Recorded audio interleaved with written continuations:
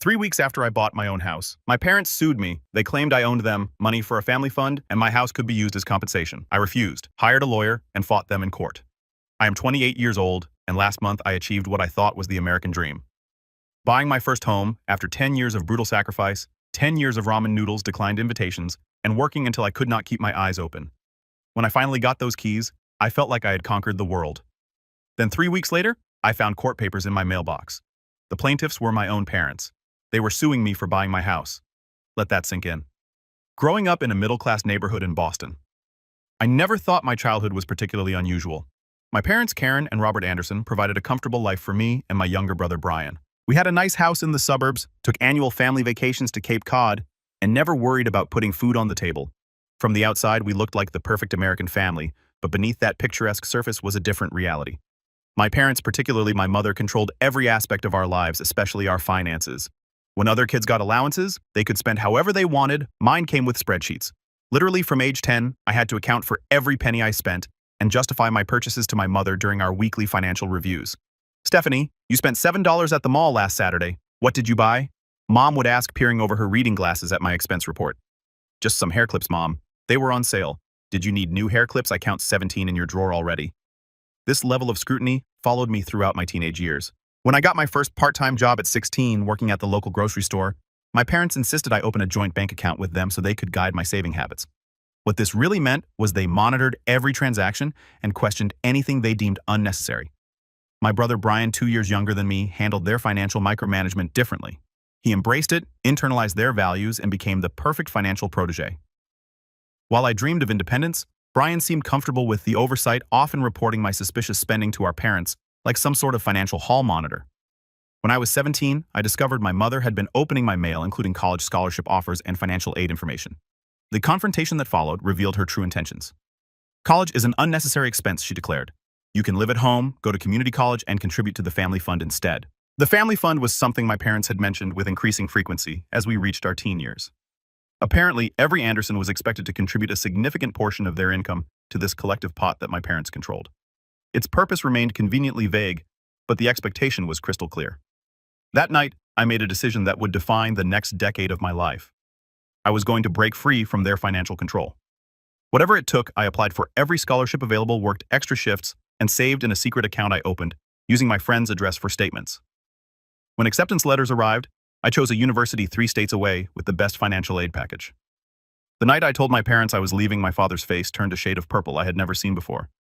"You are throwing away everything we have built for this family," he said, his voice dangerously quiet. "If you walk out that door, do not expect our support." My brother Brian watched from the staircase, his expression a mixture of shock and disapproval. "How could you be so selfish?" he asked later that night. "They just want what is best for us," but I knew better. The next morning I left for college with 2 suitcases and barely enough money for my first semester's books. What followed were 4 years of extreme financial hardship. I juggled full-time classes with 2 part-time jobs. I lived on the cheapest meal plan and picked up extra food from campus events. I never went home for holidays, working instead to earn time and a half pay. My parents' prediction that I would come crawling back after experiencing real life never materialized. Instead, I graduated with honors, a mountain of student debt, and a fierce determination to build my own financial independence completely on my own terms.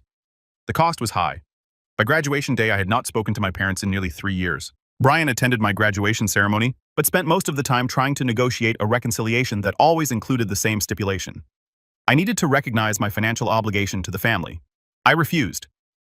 As I moved into my post-college life, I carried with me both the burden of being financially alone in the world and the determination that one day I would have something that was truly mine, something no one could control, monitor, or take away from me. Little did I know that this dream would eventually lead to facing my own family in court. After college graduation, I landed an entry-level position at a marketing firm in Philadelphia. The starting salary was $132. Not terrible for a first job, but hardly enough to live comfortably in a major city, especially with $45,000 in student loans hanging over my head. But I had a plan, one that would require extraordinary discipline and sacrifice. I rented a tiny room in a rundown house with 3 other roommates. My space was barely 9 feet by 7 feet, essentially a converted walk-in closet, but it only cost $400 a month, including utilities. The communal bathroom was always dirty. The kitchen perpetually smelled like someone had burned curry, and privacy was non-existent. But it was cheap, and cheap was what I needed. My daily routine was brutal. I woke at 5:30 in the morning to commute using the cheapest public transportation options, often walking several miles to save on bus fare. My primary job ran from 8:30 to 5:30, but instead of heading home, I would work at a local coffee shop from 6 to 10 in the evening 3 nights a week. Weekends were not for relaxation. They were for my retail job at a clothing store where I worked another 16 hours. "You are going to burn yourself out," warned my roommate Tasha, who often came home to find me asleep on my laptop at our tiny kitchen table. Life is not just about saving money, but for me it was. Every dollar was meticulously accounted for. My budget was a masterpiece of financial restriction. Rent $400, utilities contribution included. Phone $1.25, transportation $160, groceries $120, student loan payments $380, health insurance $180, internet split 4 ways $15, miscellaneous necessities $50. That left approximately $850 each month to save, which I automatically transferred to a high-interest savings account the moment my paycheck hit. I never checked the balance. The temptation to spend would be too great. I just trusted the math and kept going. My meals were a rotating selection of the cheapest possible options. Breakfast was always oatmeal with a spoonful of peanut butter for protein. Lunch was a peanut butter sandwich and an apple. Dinner was often rice with beans or eggs or instant ramen dressed up with frozen vegetables. Once a month, I allowed myself a $10 takeout meal as a reward for sticking to the plan. Social invitations became a source of anxiety rather than pleasure. When colleagues invited me for happy hour or friends wanted to go to concerts, I became the queen of excuses. "Sorry, I have got a deadline for my freelance client," I would say, or "I am picking up an extra shift that night."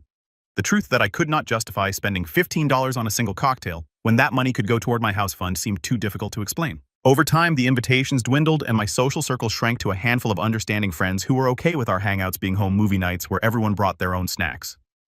My wardrobe consisted of the same 7 outfits rotated throughout the week, all purchased from thrift stores or clearance racks. I cut my own hair. I never took vacations. My one luxury was a $10 monthly subscription to a streaming service that I shared with my roommates. 3 years into this lifestyle, I received a promotion that bumped my salary to $42,000. Instead of upgrading my living situation or relaxing my budget, I simply increased my savings rate. When friends from college started buying new cars or taking European vacations, I remained focused on my goal. The isolation was perhaps the hardest part. Dating was nearly impossible, not only because of the financial constraints, but because explaining my lifestyle to potential partners inevitably led to uncomfortable questions. "Are you in some kind of financial trouble?" one date asked after I suggested we meet at a free concert in the park, rather than the restaurant he had proposed. "No," I replied. "I am just saving for something important." Few understood the depth of my commitment, and fewer still were willing to adapt to my frugal lifestyle. Relationships rarely made it past the 3rd date. By year 5, I had been promoted again and was making $55,000.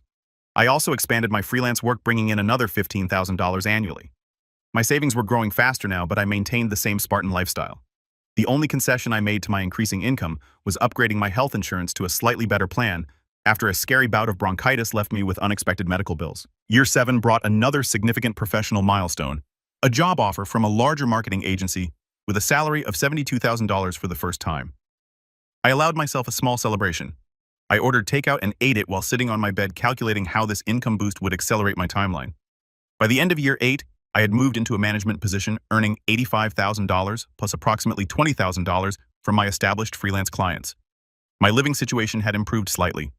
I now rented a small studio apartment for $750 a month, but otherwise my lifestyle remained largely unchanged. I still tracked every penny, still rarely socialized, still wore the same clothes until they wore out.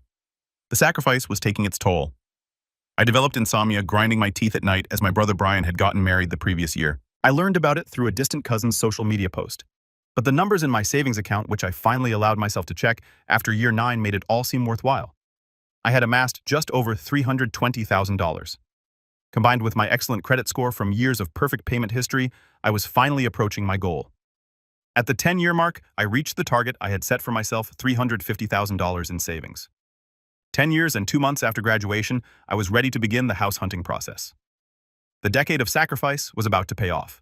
With my savings goal achieved, I allowed myself exactly one night to celebrate. I bought a bottle of champagne, not the expensive kind. Old habits die hard, and sat on the floor of my studio apartment making a list of neighborhoods to consider. For the first time in a decade, I felt the tight knot in my chest begin to loosen.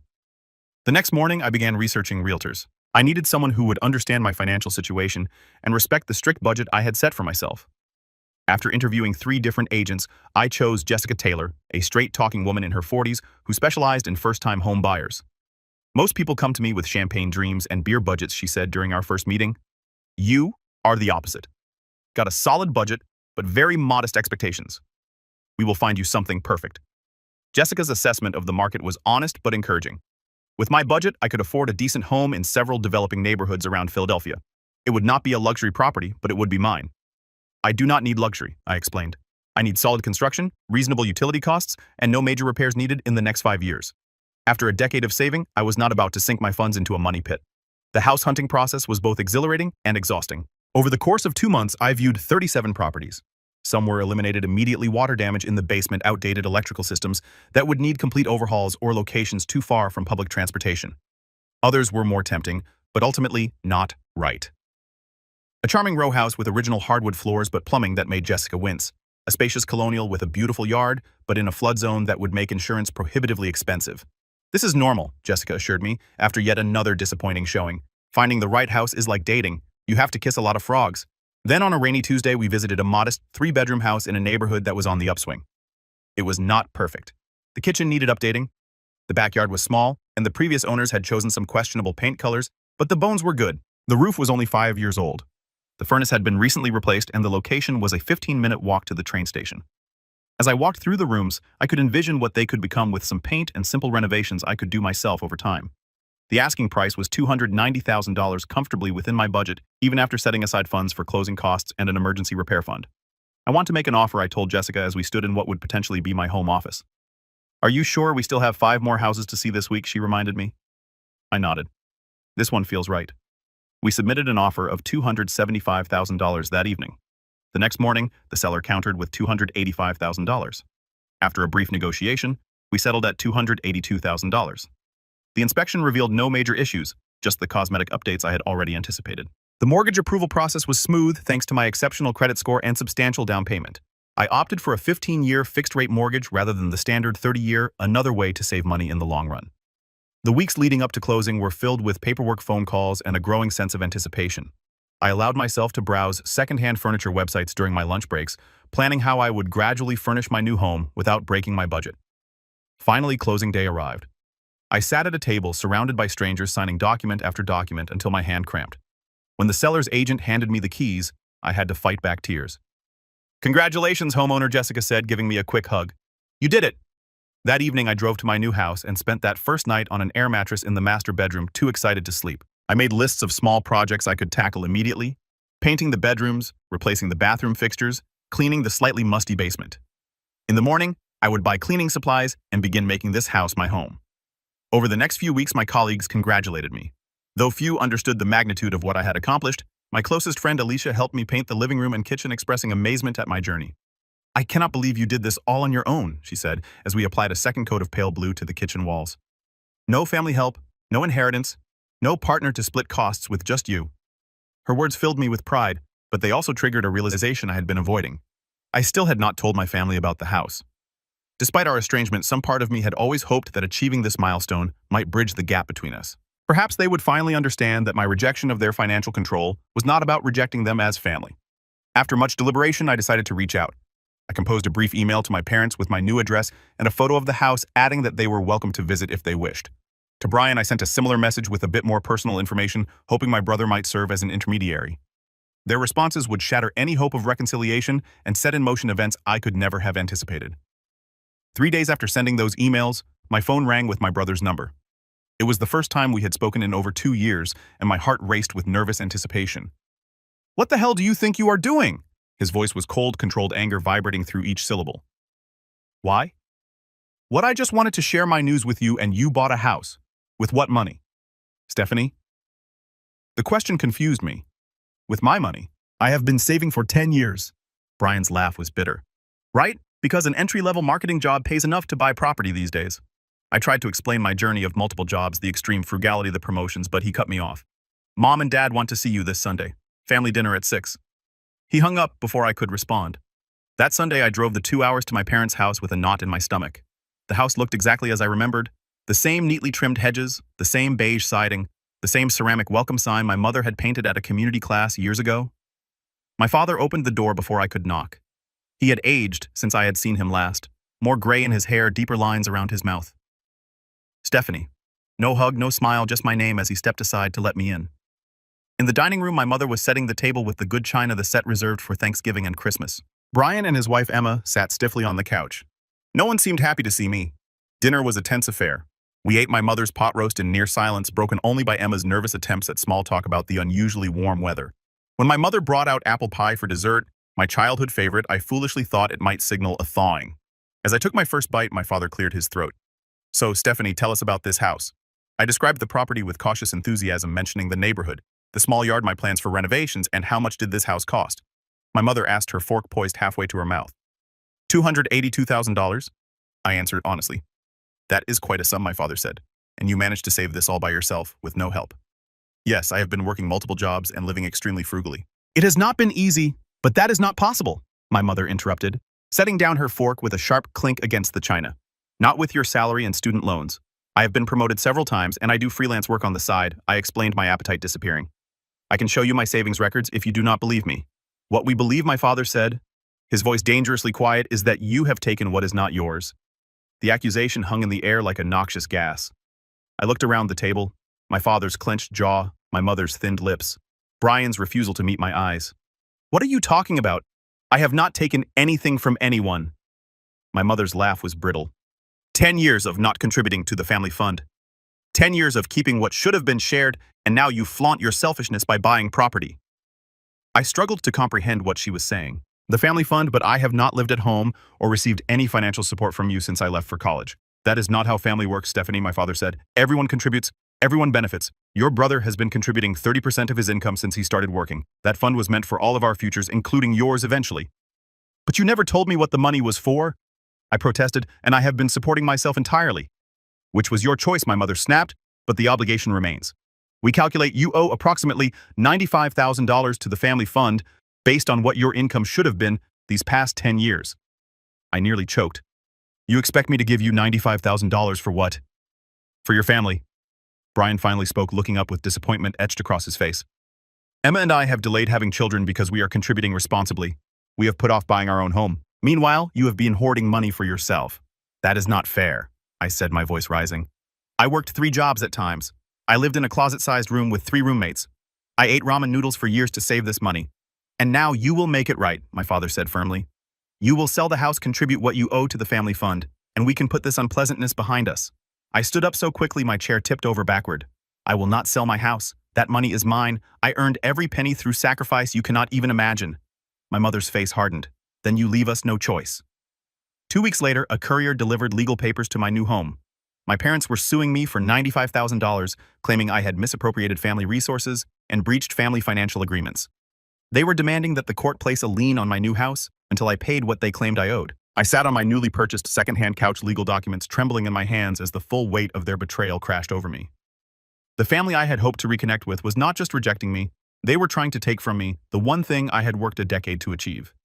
The morning after receiving the lawsuit papers, I called in sick to work for the first time in my professional life. I spent hours researching online, trying to understand how my parents could possibly have legal grounds to sue me for money I had earned myself. The concepts I encountered, constructive trusts, implied contracts, familial financial obligations, left me increasingly panicked. Could they really take my house? Could a decade of sacrifice be erased by some obscure legal principle I had never heard of? By noon, I realized I needed professional help. I could not afford an expensive attorney, but I could not afford to lose my house either. After calling 8 law firms and explaining my situation, I found Michael Rivera, a family law attorney, who offered a free initial consultation.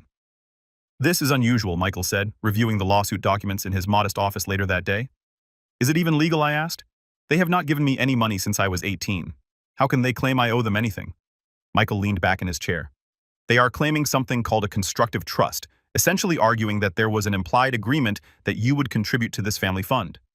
They are saying your ability to save money was only possible because of the advantages they gave you, raising you, educating you, instilling financial discipline. But that is what parents are supposed to do," I protested. "I agree, but family law can get complicated. The good news is, their case seems primarily built on emotional appeals rather than solid legal ground. The bad news is, defending yourself will not be cheap or quick." Michael's retainer was $350 money I had earmarked for painting the exterior of my house. I wrote the check with a shaking hand, the first major unplanned expense in over a decade. Over the next few weeks, Michael helped me prepare my defense. We gathered every financial record I had: bank statements, pay stubs, tax returns documenting my income and savings patterns for the past 10 years.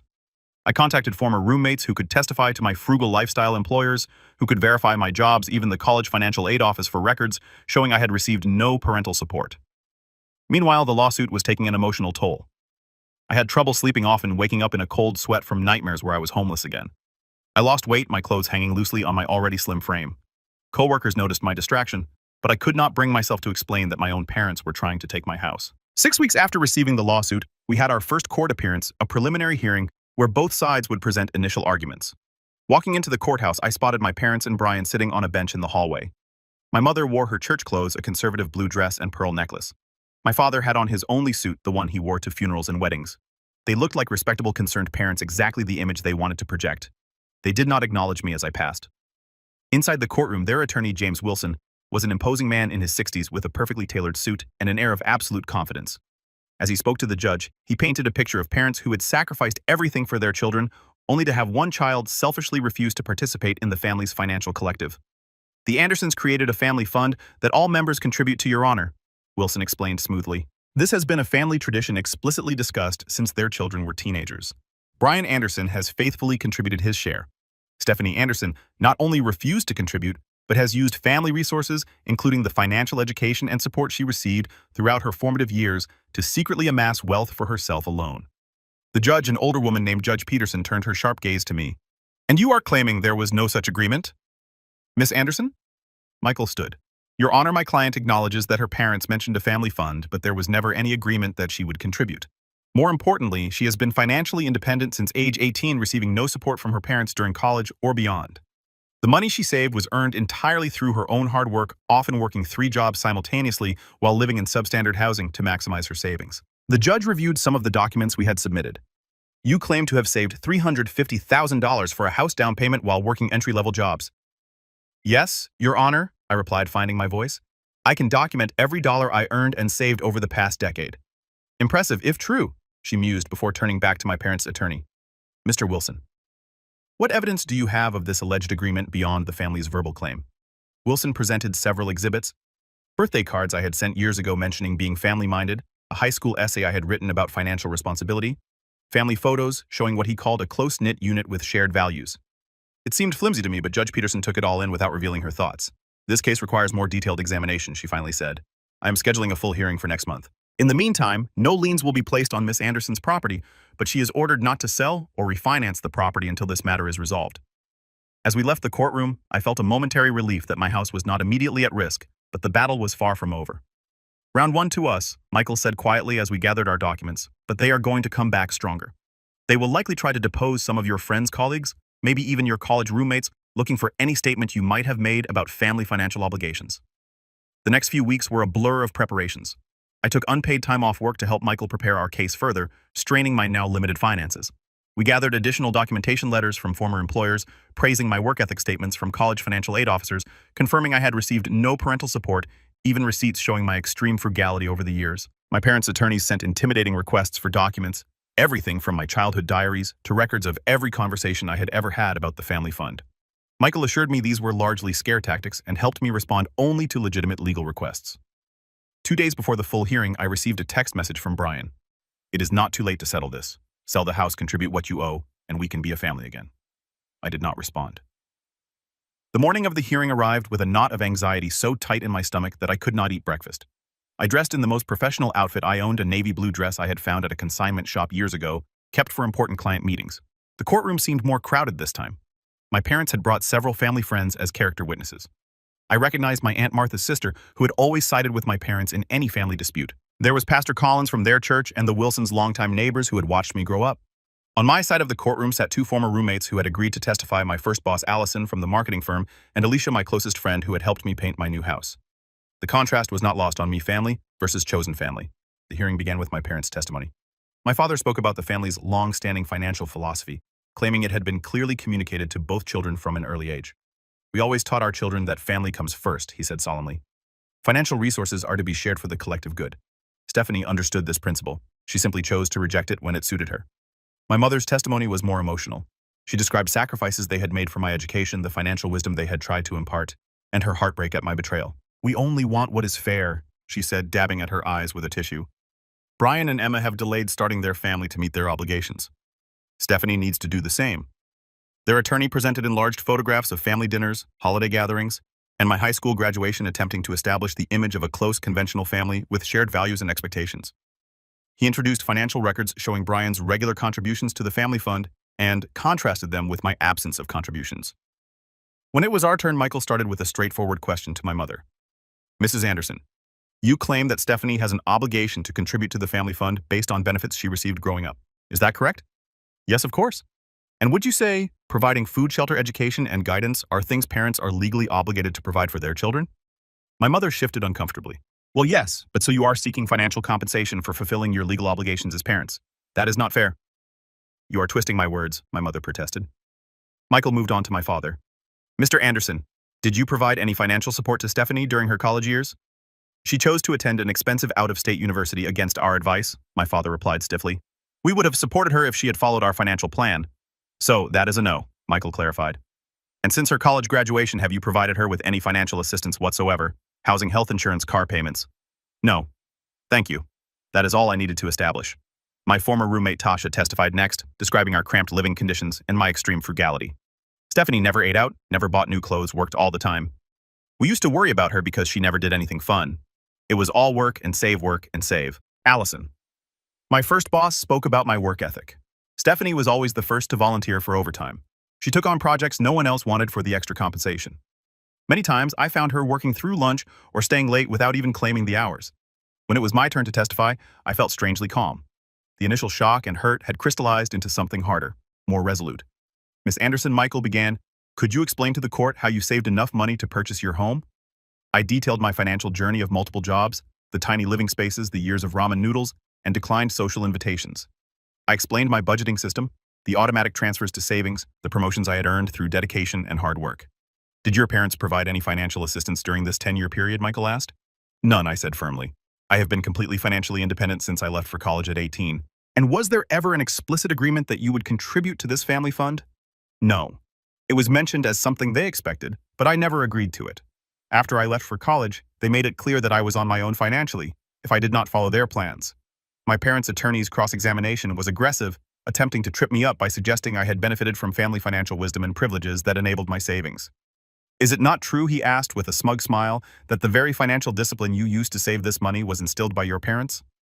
I paused, considering my answer carefully. The financial discipline my parents taught me was about control, not independence. What I did, working multiple jobs, living in substandard conditions, sacrificing any quality of life for a decade, was not what they taught me.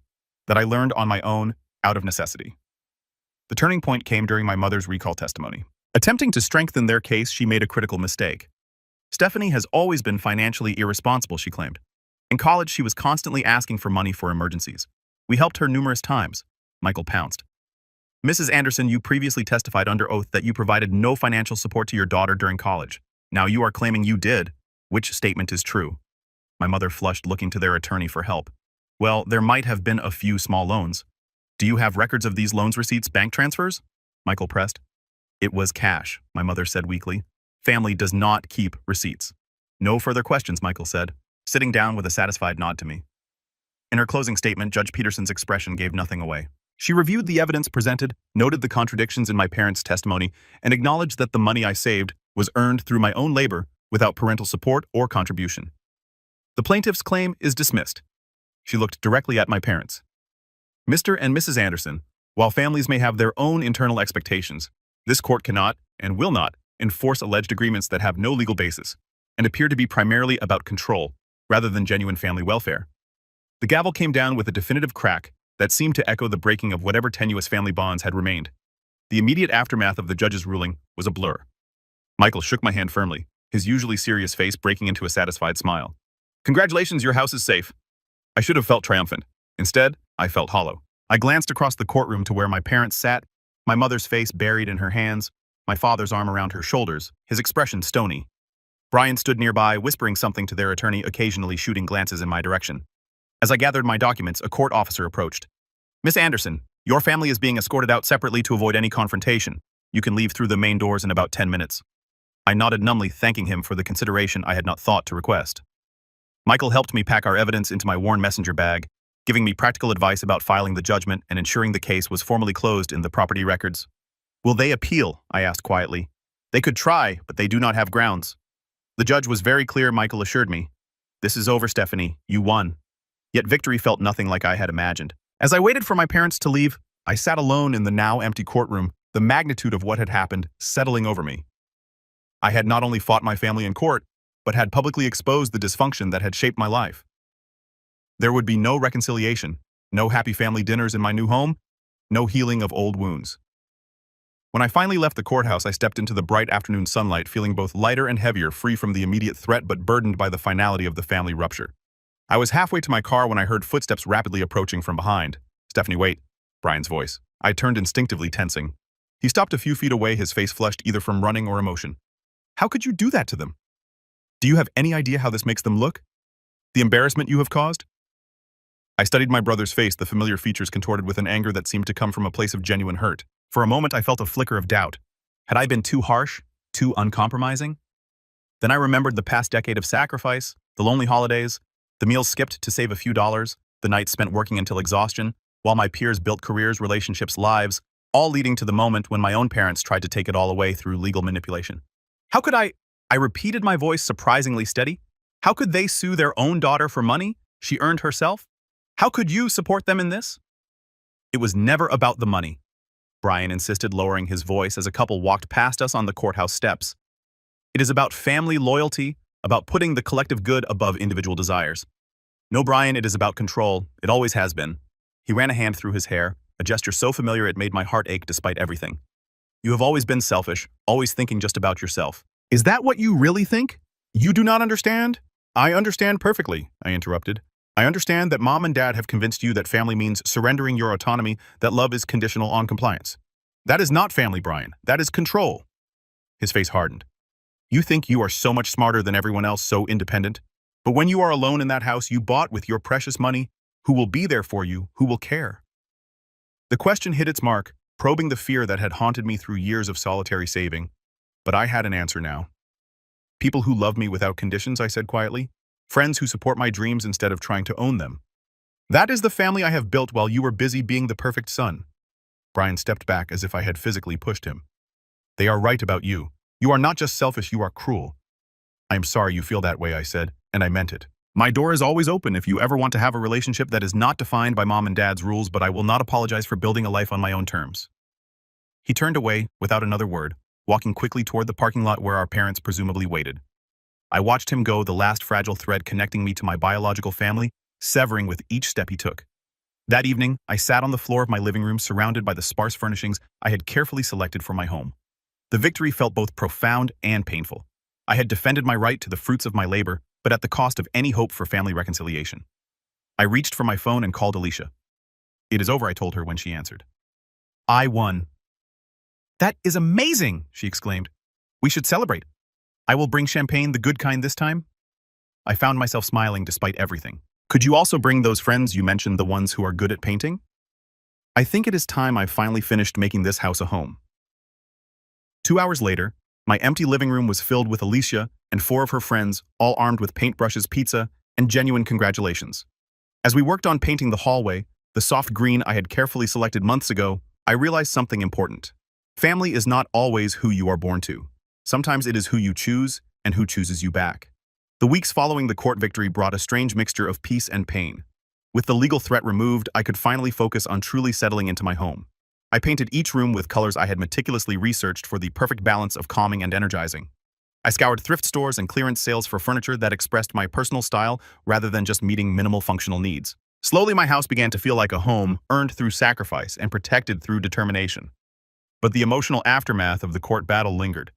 I would wake up in the middle of the night, heart racing from dreams where I was back in that courtroom, my parents' accusations echoing off the walls. I would check my phone compulsively, part of me still hoping for a message from Brian that never came. Alicia noticed my struggle during one of our weekly dinner nights, a new tradition where friends took turns hosting simple meals in their homes. You won the case, Steph, but you are still fighting something, she observed as she helped me wash dishes after everyone else had left. Have you thought about talking to someone professionally? I mean, I had resisted the idea initially. Therapy seemed like an unnecessary expense after a decade of extreme frugality, but the persistent emptiness inside me could not be filled with new furniture or fresh paint. After researching affordable options, I found Dr. Jennifer Garcia, a therapist who offered sliding scale fees for her services. Family estrangement is its own kind of grief, Dr. Garcia explained during our first session. You are mourning not just the relationship you had, but the relationship you wished you could have had. Over the next several months, our weekly sessions helped me process the complex emotions I had suppressed during my 10-year saving journey. I had not just been accumulating money, I had been building a wall around my heart, protecting myself from the conditional love that had shaped my childhood. Your parents' attempt to control your finances was not really about money, Dr. Garcia suggested one afternoon. Money was just the tool they used to demand compliance and punish independence. Then why do I still feel guilty, I asked? Like I have done something wrong by keeping what I earned?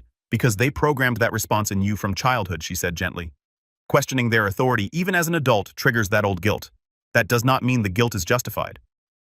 Alongside therapy, I slowly expanded my social circle.